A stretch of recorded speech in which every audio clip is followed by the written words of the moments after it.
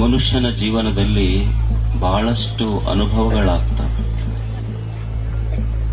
ಒಮ್ಮೆ ಸುಖದ ಅನುಭವ ಆಗ್ತದೆ, ಇನ್ನೊಮ್ಮೆ ದುಃಖದ ಅನುಭವ ಆಗ್ತದೆ. ಯಾಕೆ ನಮ್ಮ ಜೀವನದಲ್ಲಿ ಹೀಗಾಗ್ತದೆ? ಒಮ್ಮೆ ಸುಖವನ್ನ, ಸಂತೋಷವನ್ನ ಅನುಭವಿಸ್ತೀವಿ, ಸಂತೋಷದ ಅನುಭವ ಆಗ್ತದೆ. ಒಮ್ಮೆ ದುಃಖ ಬರ್ತದೆ, ದುಃಖದ ಅನುಭವ ಆಗ್ತದೆ. ಯಾವಾಗ ಮನುಷ್ಯನಿಗೆ ಸಂತೋಷದ ಅನುಭವ ಆಗ್ತದೆ, ಯಾವಾಗ ಮನುಷ್ಯನಿಗೆ ದುಃಖದ ಅನುಭವ ಆಗ್ತದೆ? ನೀವು ನೋಡಿ, ನನ್ನ ಹೊಲ ಬೆಳೀತು, ಸಂತೋಷದ ಅನುಭವ ಆಗ್ತದೆ.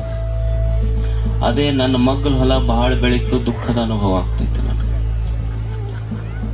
ನನ್ನ ಮಗ ಪಾಸಾದ, ಸಂತೋಷದ ಅನುಭವ ಆಗ್ತೈತಿ.